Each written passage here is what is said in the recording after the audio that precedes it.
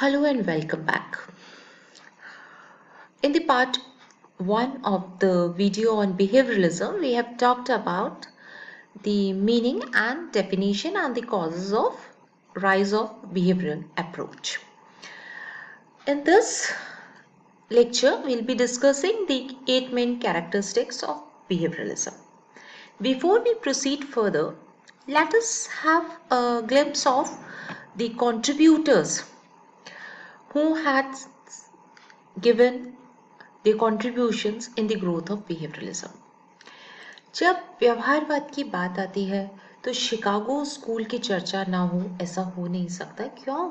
क्योंकि Chicago school ही व्यवहारवाद का गढ़ समझा जाता था, या आप कह सकते हैं कि व्यवहारवाद के विकास में शिकागो स्कूल का योगदान अति महत्वपूर्ण रहा है।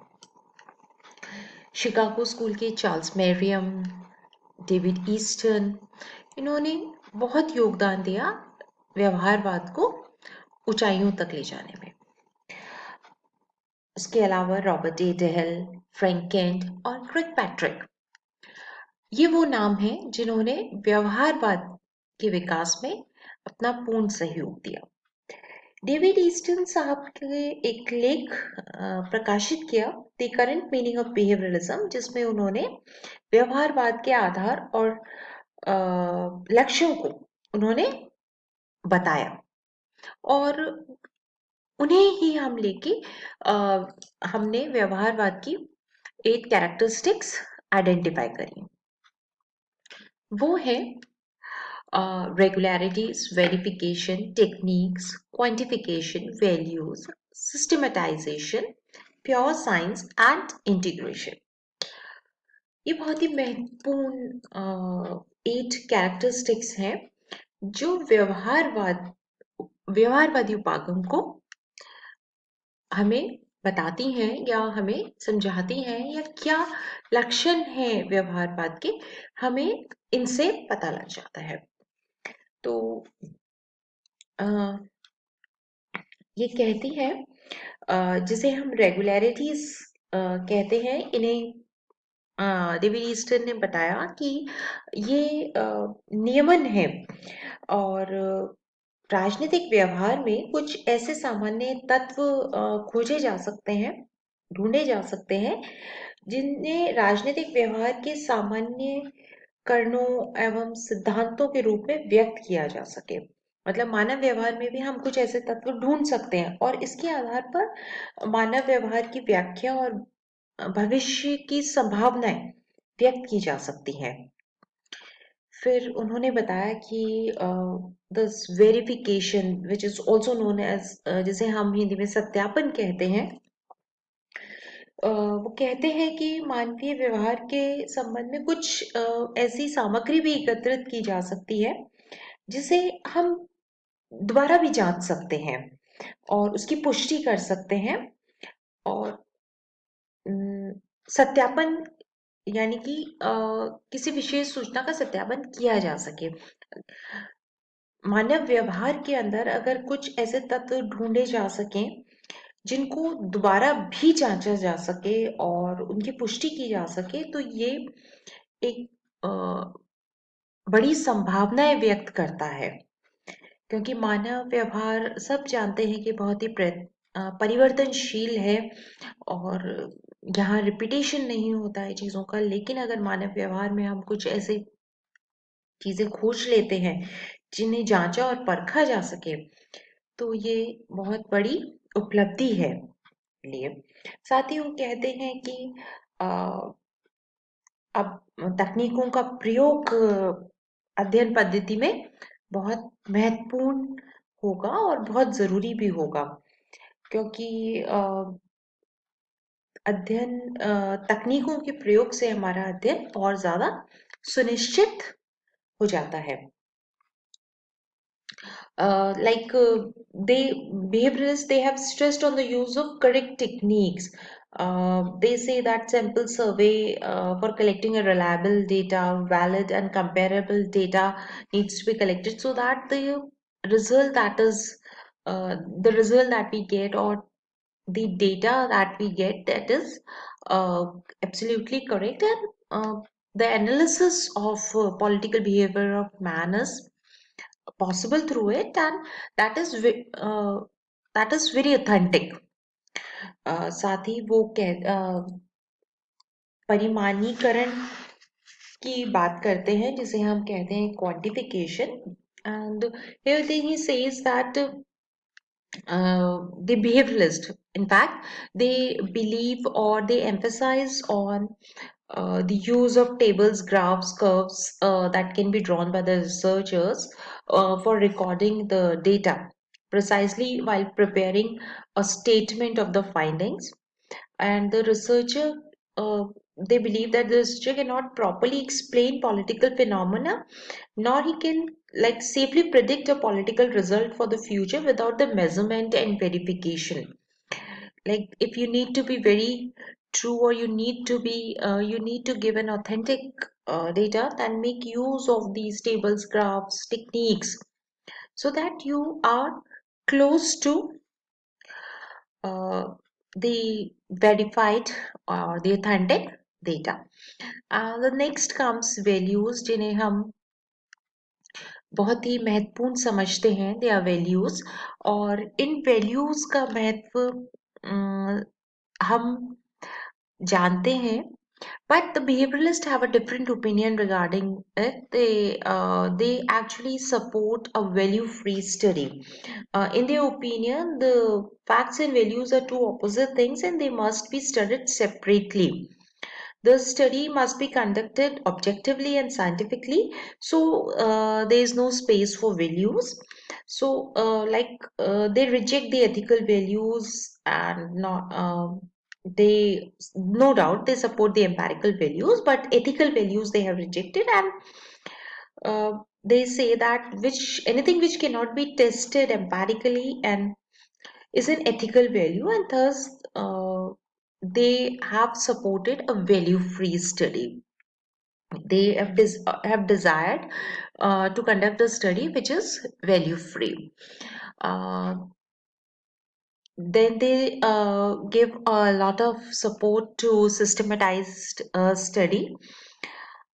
वो हमेशा इस बात पे जोर देते हैं कि अपने अध्ययन को एक सही दिशा देने के लिए एक सिस्टमैटिक स्टडी होना बहुत ज़रूरी है. साथ ही वो राजनीति विज्ञान को शुद्ध विज्ञान की श्रेणी में रखने के पक्षधर हैं, और शुद्ध विज्ञान की श्रेणी में हम राजनीति विज्ञान को रख सकते हैं अगर हम समाज में जो समस्याएं चल रही हैं उनको सुलझा सकें, और उनको सुलझाने के लिए हमें साइंटिफिक पद्धतियां अपनानी होंगी. And the last but not least, it is integration. Here they supports the interdisciplinary approach. They support that the study cannot be done in isolation and needs to be done integrating it with other social sciences. So they have ultimately supported the scientific methods, making use of techniques in the study and integrating it with other social sciences. तो इस प्रकार व्यवहारवाद scientific पद्धतियों को अपनाने पे जोर देता है. व्यवहारवाद इस बात का समर्थन करता है कि हमें वैज्ञानिक पद्धतियों का समावेश करके मानव का अध्ययन करना चाहिए, ताकि हम उन समस्याओं को सुलझा सकें, मानव को एक बेहतर जीवन दे सकें. So, this was about the 8 characteristics that David Easton has expressed. तो हमने देखा कि डेविड ईस्टन ने हमारे को 8 कैरेक्टरिस्टिक्स जो दी वो किस प्रकार थी.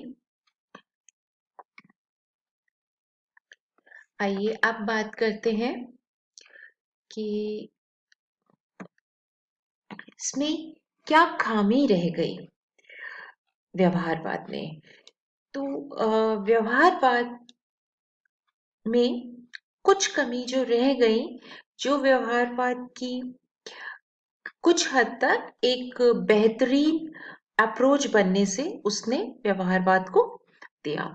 और वो थी कि व्यवहारवाद बहुत ज्यादा तकनीकों से संबंधित था। Behaviourist like they were very much concern about the techniques.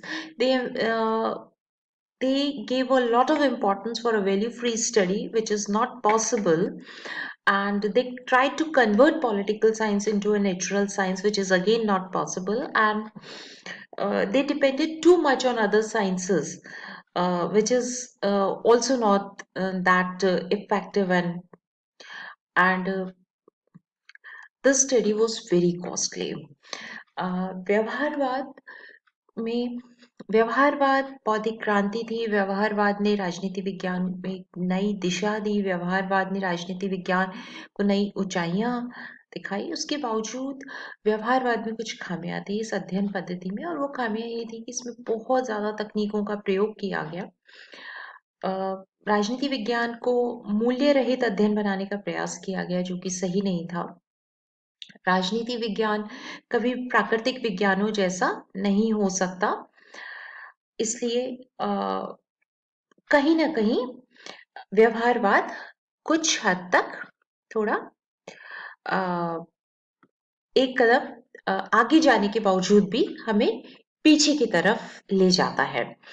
और तो अंत में कह सकते हैं कि व्यवहारवाद, जिसे हम बौद्धिक क्रांति का नाम देते हैं, जिसे हम आधुनिक दृष्टिकोण का नाम, आधुनिक उपागमों में एक बौद्धिक दृष्टिकोण का नाम देते हैं, उसने राजनीति विज्ञान को एक नई दिशा तो दी, मगर राजनीति विज्ञान की जो मूल प्रकृति थी, राजनीति विज्ञान जो मूल रूप से है, उसका अस्तित्व कुछ हद तक उसकी वजह से प्रभावित हुआ। मगर उसके बावजूद व्यवहारवाद एक अच्छी अध्ययन पद्धति है, जिसकी बदौलत राजनीति विज्ञान में बहुत अध्ययन किए गए।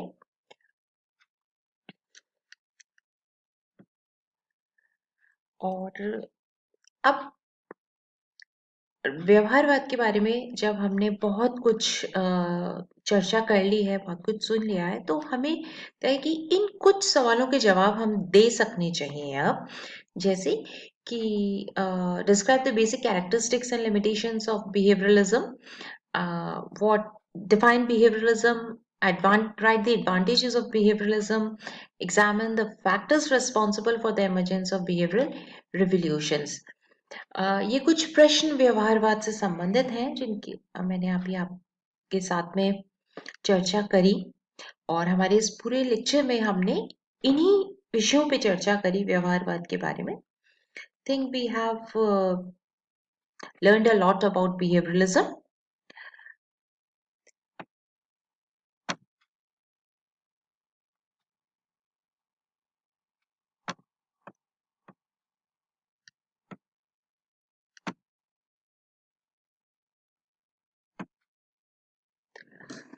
So thank you so much.